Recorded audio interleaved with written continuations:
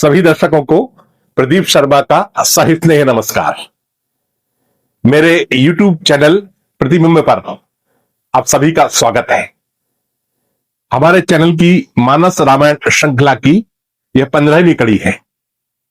आगे बढ़ने से पहले आप सभी दर्शकों से विनम्र प्रार्थना है कि कृपया चैनल को सब्सक्राइब करें, वीडियो को लाइक कर अंत तक देखें तथा इसे अधिक से अधिक शेयर करें। आपका यह योगदान हमारे लिए अत्यंत मूल्यवान है।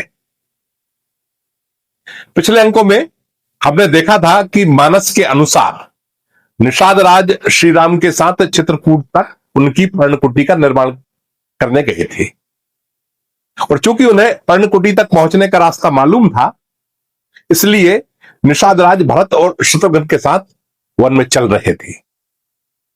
जब पर्णकुटी उतनी दूर रह गई कि ऊंची जगह से दिखने लगे तो निषाद राज दौड़कर ऊंचाई वाली जगह पर चढ़ गए और भुजा उठाकर भरत जी से बोले कि हे नाथ, ये जो पाकर, जामुन, आम और तमाल के विशाल वृक्ष दिखाई देते हैं, उनके मध्य एक विशाल वट वृक्ष है।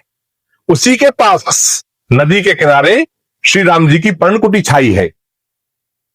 पर्णकुटी के पास वट वृक्ष के नीचे मुनियों के समूह के मध्य बैठकर श्री सीताराम नित्य शास्त्र, वेद और पुराणों के कथा इतिहास को सुनते हैं।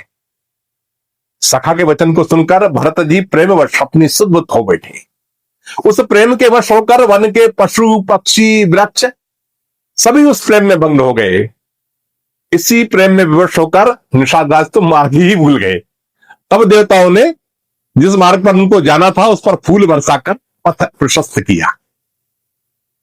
भरत जी श्री राम के सुंदर और पवित्र आश्रम में पहुंचे और पहुंचते ही उनका दुख और दाह मिट गया। श्री राम को देखते ही भरत, शत्रुघ्न तथा निषाद राज गोए, हे नाथ रक्षा कीजिए, हे गोसाई रक्षा कीजिए, ऐसा कहकर पृथ्वी पर दंड की तरह गिर पड़े। लक्ष्मण जी तब श्री राम की ओर मुख करके खड़े थे, पर उन्होंने मन में जान लिया कि भरत जी प्रभु को प्रणाम कर रहे हैं। और जैसे ही उन्होंने यह श्री राम को बताया तो श्री राम जी ने उठकर भरत जी को बरबस उठाकर गले लगाया।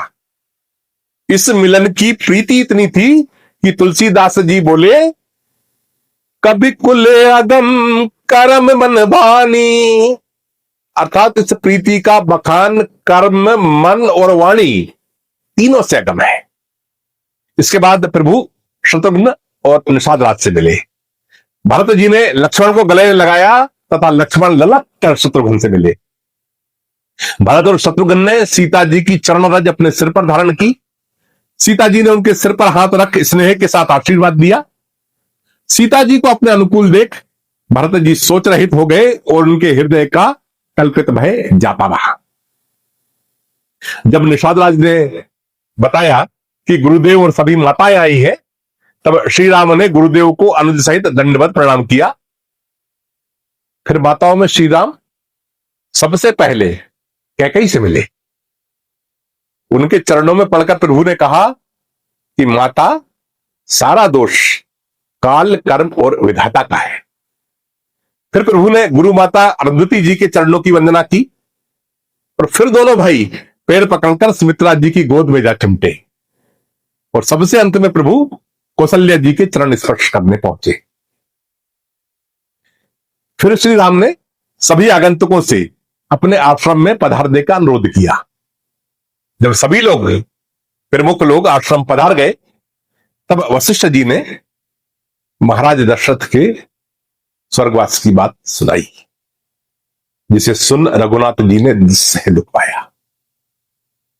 इस समाचार की चर्चा सुन लक्ष्मण जी, सीता, शत्रुघ्न, सभी रानियां तथा सुमंत आदि इस तरह विलाप करने लगे मानो महाराज का निधन आज ही हुआ हो। वशिष्ठ जी के कहने पर श्री राम ने शुद्धि के लिए मंदाकिनी नदी में स्नान किया और दिन भर निर्जला व्रत रखा। अब इस प्रसंग को वाल्मीकि रामायण में कैसे चित्रित किया है, अब हम यह देखेंगे। दर्शकों को स्मरण होगा कि वाल्मीकि रामायण में श्रृंगवेरपुरी से श्री राम निषाद राज को लेकर नहीं चले थे। अतः भरत शत्रुघ्न और गोए ये तीनों वन में उनकी प्राणकुटी ढूंढ रहे थे, जो उन्होंने आकाश में उड़ते हुए धुएं के आधार पर खोज ली। श्री राम को देख भरत जी के कंठ से एक बार हाड शब्द निकला। इससे आगे उनसे कुछ बोला ना गया। भरत बहुत कृशकाय हो गए थे और उनके मुख पर उदासी थी। श्री राम ने उन्हें गले लगा लिया, पर भरत की यह दशा देख उन्हें कुछ शंका होने लगी। उन्होंने कहा भरत जी से कि भैया तुम जब वन को चले थे तब पिताजी कहां थे, क्योंकि उनके जीते जी तो तुम वन नहीं आ सकते थे। भाई महाराज जीवित तो है ना, कहीं ऐसा तो नहीं हुआ कि वे अत्यंत दुखी होकर सहसा परलोकवासी हो गए हों। फिर श्री राम ने यह मानते हुए कि भरत का राज तिलक हो गया होगा, कुछ नीति की बातें कही जो सभी जनों के लिए बड़े काम की हैं। क्योंकि एपिसोड के समय की मर्यादा है, इसलिए उन पूरी नीतियों की तो हम चर्चा यहां नहीं कर सकते। फिर भी हम चुनिंदा उपदेशों की चर्चा यहां जरूर करेंगे, उसको ध्यान से सुने, वो सभी के काम के होंगे। श्री राम जी ने भरत को बताया कि राजा को अपने समान ही शूरवीर, शास्त्रज्ञ, जितेंद्रिय, कुलीन और शरीर की भाषा यानी बॉडी लैंग्वेज समझने वाले सुयोग्य व्यक्तियों को ही मंत्री बनाना चाहिए।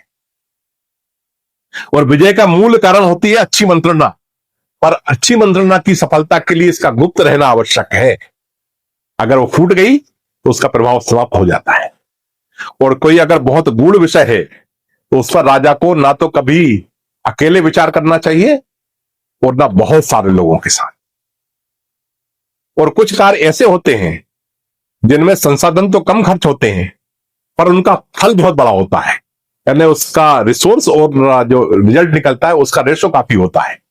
और ऐसे कार्य जैसे ही निश्चय कर ले तुरंत बिना समय गंवाए कर देने चाहिए। फिर आगे उन्होंने बोला कि कोई भी कार्य जब पूर्ण हो जाए या पूर्णता के निकट आ जाए तभी उसकी जानकारी दूसरे राजा और संसार को मिलनी चाहिए। और प्रजा से कठोरता पूर्वक अगर अधिक कर लिया जाए तो प्रजा राजा का आदर करती है। ऐसा ही सैनिकों को उनका वेतन हमेशा समय पर देना चाहिए, नहीं तो वे स्वामी पर कुपित होकर अनर्थ घटित कर सकते हैं। फिर उन्होंने यह भी बताया कि शत्रुओं को दुर्बल समझकर कभी उनकी उपेक्षा नहीं करनी चाहिए। भरत जी ने प्रभु को बताया कि जब मैं अपनी ननिहाल में शत्रुघ्न के साथ था तथा आप और लक्ष्मण वन में चले आए थे, तब महाराज दशरथ पुत्र शोक से पीड़ित होकर स्वर्गलोक को चल दिए। अतः आप और लक्ष्मण पिताजी को जलांजलि प्रदान करें। भरत के मुख से निकला यह वचन श्री राम के हृदय में वज्र की भांति लगा और वे कटे हुए वृक्ष की मानंद धरती पर गिरकर अचेत हो गए। स्वस्थ चित्त होने के बाद वह सीता जी और लक्ष्मण जी के साथ नदी पर पिता को जलदान देने के लिए पहुंचे और जलदान के बाद अपने भाइयों के साथ मिलकर पिता के लिए पिंडदान दिया। हम अपनी मानस यात्रा को आज यहीं विराम देंगे। अगले अंक में हम देखेंगे कि भरत जी श्री राम को अयोध्या वापस लाने के लिए किस तरह उन्हें मनाते हैं। चैनल पर पधारने और अब तक साथ रहने के लिए आपका आभार। कल आपसे फिर भेंट हो इसी आशा के साथ। जय राम जी की।